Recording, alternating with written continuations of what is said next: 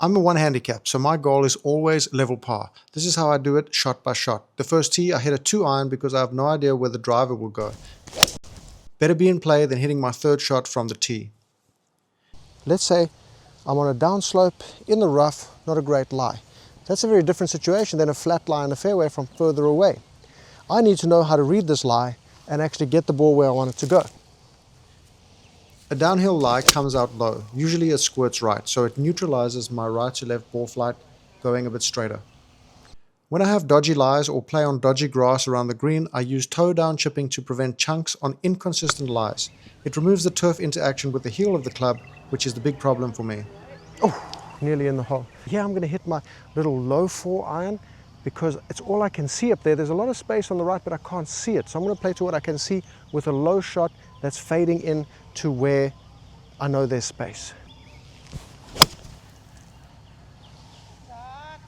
Now I know that's definitely in play. Little fader. So we have a slight down breeze here. We have 147 yards remaining. This ball is in the rough. It should be a little flyer because there's a bit of grass behind the ball. If it's in the fairway, it's going to spin like normal. We're downwind, half a club wind with us. Into that wind becomes a 1 club. So whatever you into the wind, however much it's affecting your shot, it's half that when you have the downwind. Anywhere on the screen is absolutely money.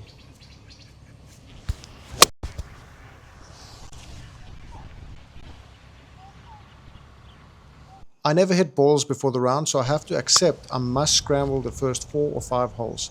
By embracing the scrambling man mindset, I get down with the grind set. Oh man, you son of a gun. Get that ball in play on a par 5. Give yourself the second shot at least to give yourself a chance. And that's just going to be a little floating little 7-wooder.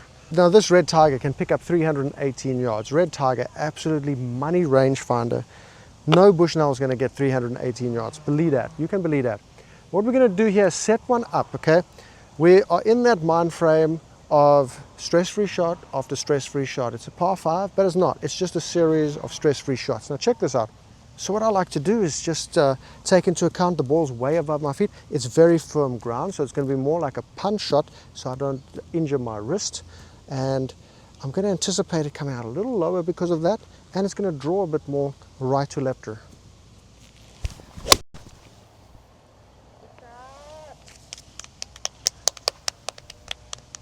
That's absolutely golden.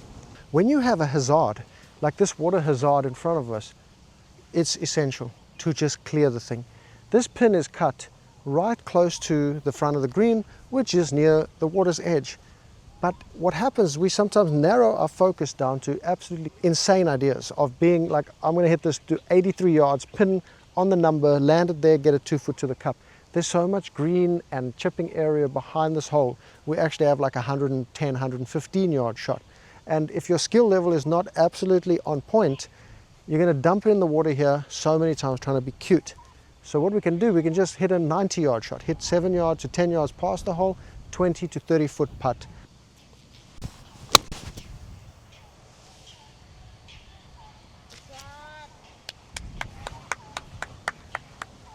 Green speed is slow. What the hell is that, Matt? We've got 170 yards. We're going to hit an 8er up onto the left side because the wind is left to right.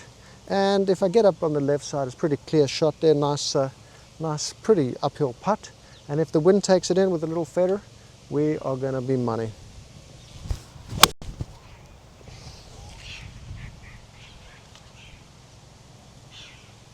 Champion.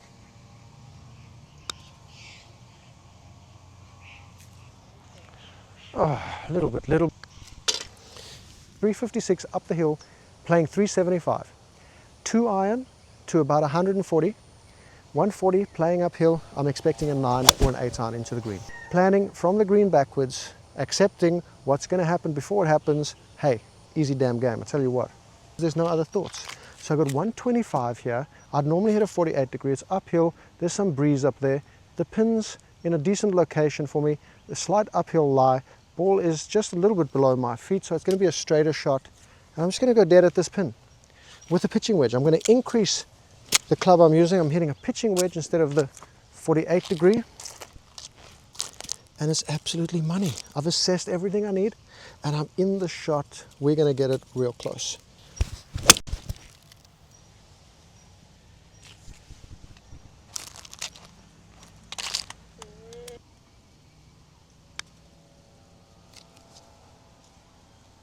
Wow, I didn't see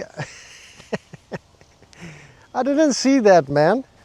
I want to hit a driver or 3-wood off this tee, but the truth is I don't practice. I can't say with certainty that the ball will draw off the 3-wood or the driver. That leaves me with a crazy long approach after this shot, which is also a shot I haven't actually played that much lately.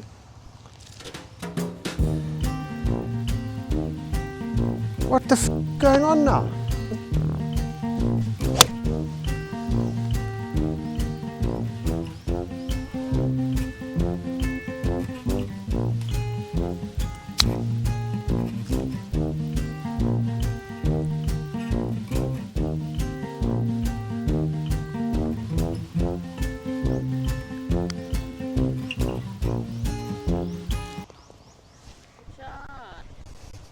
The tee box is tucked back in the right hand side and the trees obscure the green. I always want to hit one stock shot when I play, no ball shaping. That means I only have access to the left side of this green. But if I try hit a fade, I know I will do it wrong and I'll land in the water because the water actually widens the more you fade with less distance.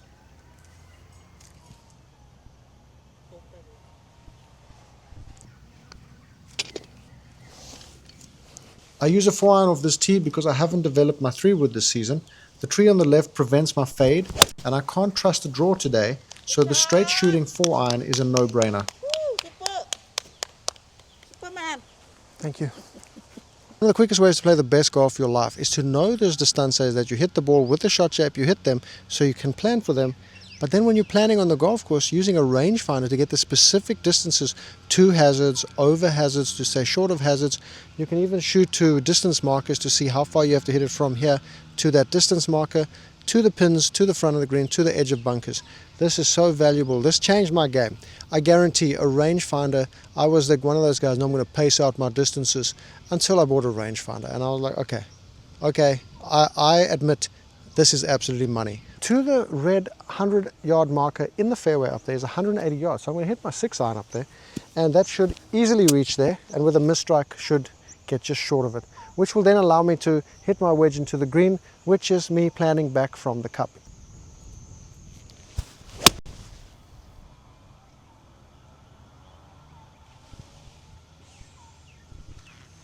I'll use a rangefinder on a shot like this, even on pitch shots, so I can get that exact number. So if I can go 80 yards, 60 yards, 50 yards, 40 yards, and I have those wedge matrix shots, that's going to help me to just get that ball close. Often I see people eyeball a distance and they play by feel, and they're never anywhere near the cup on their pitch shots. And I'm not saying you can't do it, but most people I see who do that don't get it right. They'll be like, oh, there's a 50-yard shot, and then they'll hit what they think is a 50-yard shot. They're 20 yards short, it's because 75 yards. So this is a 91-yard shot. So from 91, I don't want to control my sand wedge 10 yards short. So what I'm going to do is I'm going to hit a 48-degree 3/4 shot.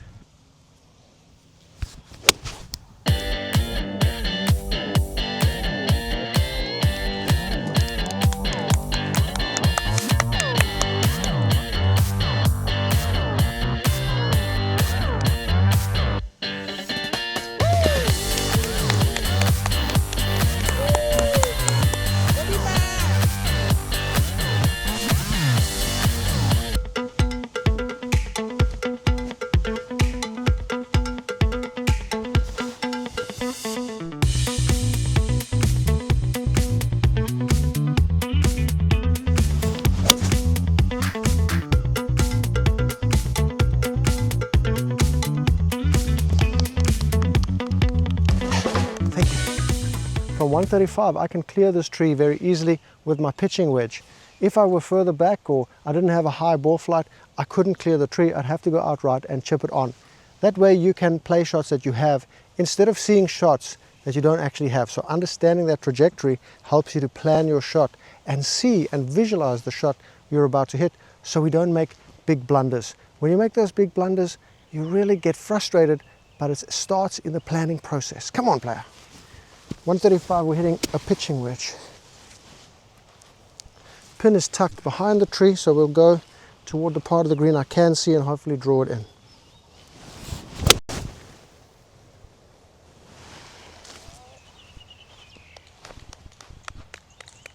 Even better and better, make some Birdinskis.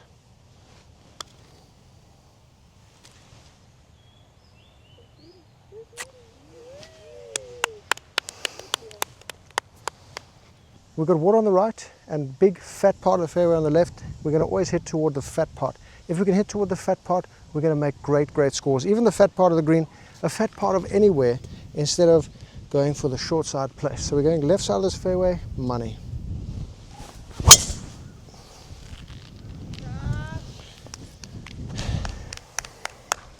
$152 yards remaining into the breeze, and because I'm not really hitting the ball as long as I should, just because I'm a little bit tired from exercising yesterday, I'm going to use it to my advantage and take more club from 152 and into the breeze, probably about 1 club wind. So normally I'd hit like a 9er here. So what I'm going to do is I'm going to hit a 7 iron because it's 2 clubs more, 1 for loss of power and 1 for the wind. I'm going to aim this a little left because the wind is off the left and there's water on the right hand side. So hopefully the wind pushes it back toward the hole, and let's see.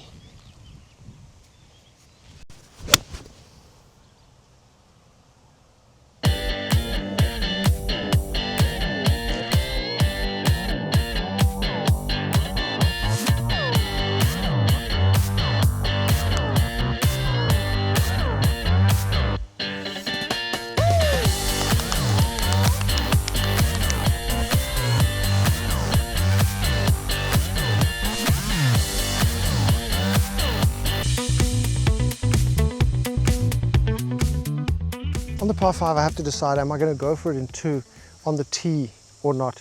And I think that with this hole, I have enough space there left and right with the way I'm hitting driver recently to hit the driver.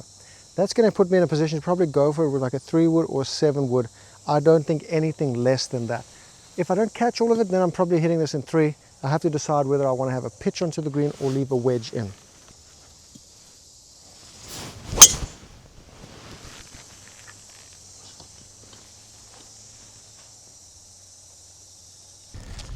I've got to play the percentages here, and it's on a slight downslope, so the ball will come out a bit lower.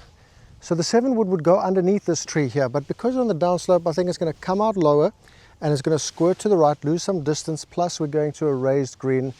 So chances are I'll be short because there's a run up that's uphill. I don't want to be in that bunker on the right. So I'm going to club up to a 3 wood from 245. We down breeze from a flat lie in the fairway. I hit 7 wood on there all day, every day of the week. But because it's going to squirt right, I feel, because it's on a downslope, the ball is slightly above my feet, so it could come out straight. Either way, I'm going left edge of the green here and hoping for that fader. If it doesn't fade, I think worst case I'm going to have a straight shot. And then we're up there on the left side of the green anyway.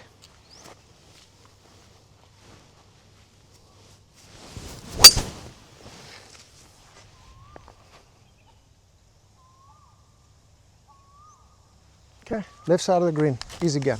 Now we have a fluffy lie sitting on top of this zoysia grass and elephant grass. So this is the challenge with this shot, is to get the interpretation of the lie right, to pick the correct style of shot, because it's not going to spin that much out of here. So I just have to accept that if I can land this on the green and stay on the green, I'm going to have a very good shot.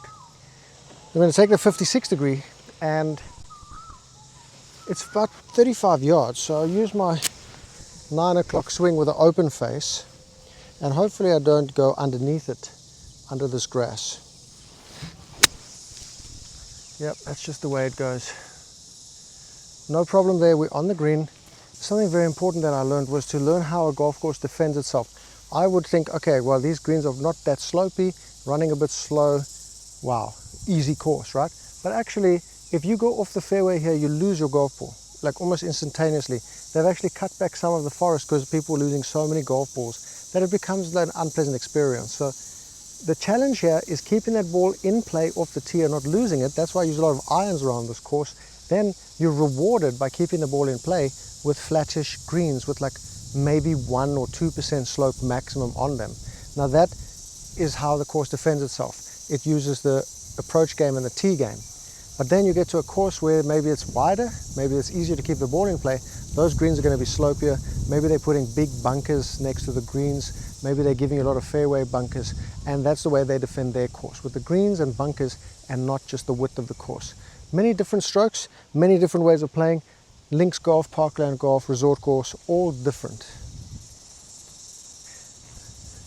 And when you know all that stuff, you know what the course's defenses are, so you don't play into the hands of the course designer and you avoid all the treacherous stuff. Left to right.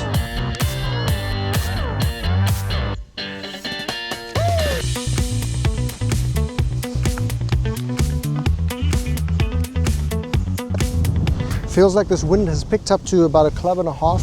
So from 192, I'm going to hit the 4 iron. I'd normally just bash my 6 Rooney up there, but because this wind is dead into me, we've got a club up. And I'm not going to try hit any harder. I'm going to hit my normal shot. If I hit harder, I create more spin. And if I give a little shot shape into the wind by hitting it harder, if I hit a fader because I'm hitting it firmer, the wind will accentuate any shot shape that I hit, which is not a good thing, because if I fader it, it goes whew, and the wind pushes it back into the bunker.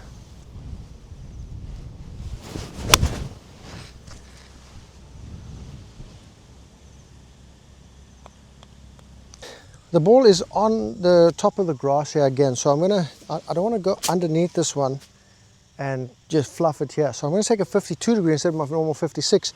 I'll probably just open the face a little bit just because it presents a nicer angle of the bounce and the sole to get through the grass.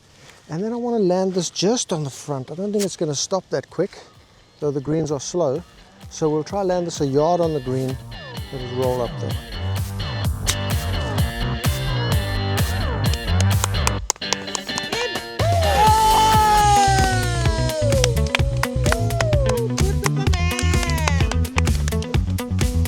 I don't want to go in the bunker on the right hand side, so I'm going to hit the 3 wood here. If I hit the driver, I can bring that bunker on the right into play. Then I have a partial shot over the entire bunker, because it'll be inside like 120 yards, and then I don't know what to do from a fairway bunker.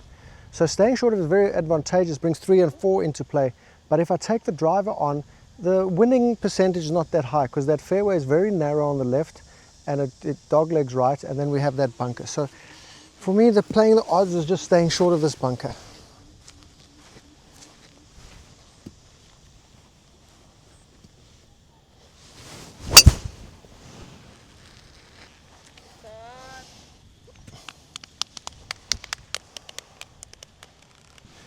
.152 into the breeze, and we're lacking a bit of power. My swing feels a bit restricted. I don't know what happened, but 152 is normally a 9er, and today I'm going to actually hit a 7 just to get the correct distance with the wind and the lack of power. Leg jet. Pin's right in the center of the green, and I'm anticipating a little fader because I think that's what's happening today. So I'm just going to play what I'm pulling out today. And that should be enough, you know. I can go with the 9er and try overpower it there and then finish in the bunker, and then I feel stupid. So I'm going to rather drop the ego and just get done what needs to get done.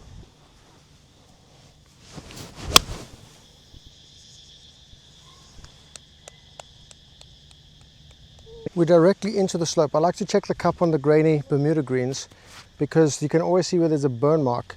This might also work on, I think they're fescue greens on the links. The burn mark will show you where the ball's going to go towards. So if it's directly like this putt into the grain, it means it's going to be way slower. So I'm going to have to give this a good bash into the grain, and it's going to probably bounce quite a lot, and it may squirrel off the line. Not so easy to make putts, but I guess if you bash it hard enough through the break, we could make it.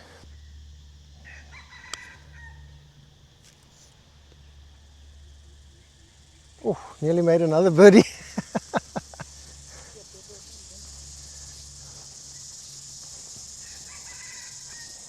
And that's just because it's into the grain. I thought I hit that really hard, but the grain on these Bermuda greens really slows the ball up.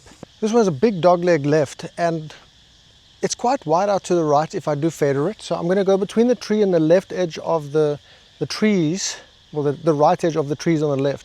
So if I catch that little draw, it's going to be absolutely mega.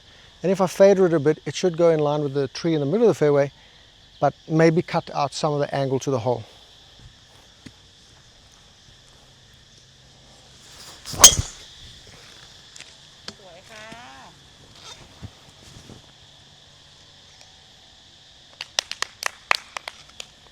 160. We're gonna normally hit the 9-iron here, but I'm fading fast as a recent fruitarian plus pescatarian to get rid of some of the weight.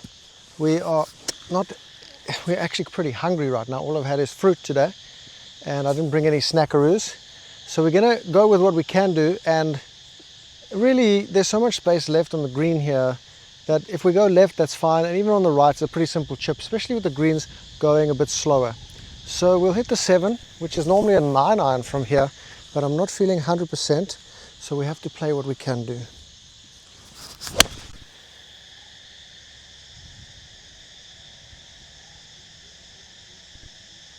We didn't hit the green, but we're just scrambling and trying to get in the clubhouse so we can grab ourselves a nice little juice or some fruit to eat, maybe a little fish at lunch. So I've got to bump this on with an 8-iron, maybe a yard on.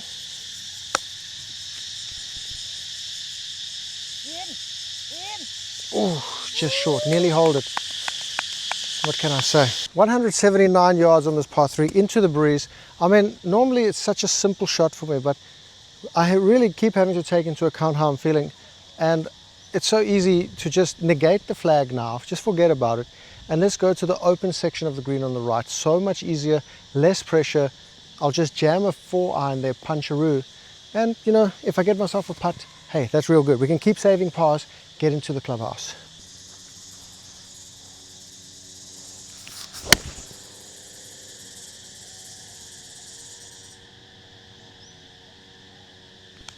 Just on the front, that's all I needed.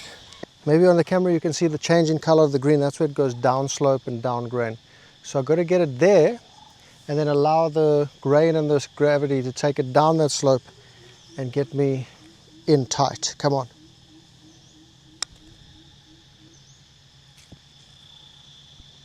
Come on.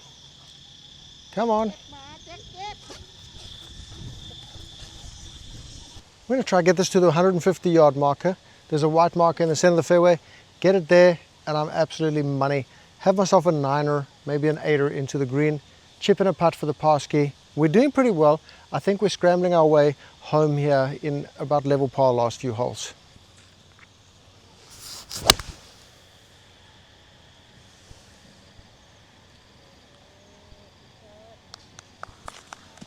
Wow, we've changed direction with the wind now, so we've got a little bit helping us down the hill here. So from 150, I'm not going to club up and just hit a punchy shot. I'm going to hit my normal 9er, and that's going to get me, I hope, onto the green really beautifully. Just go center of the green. Wind should push it right to left as well. It's whipping off the right, so this should be a really tasteful shot.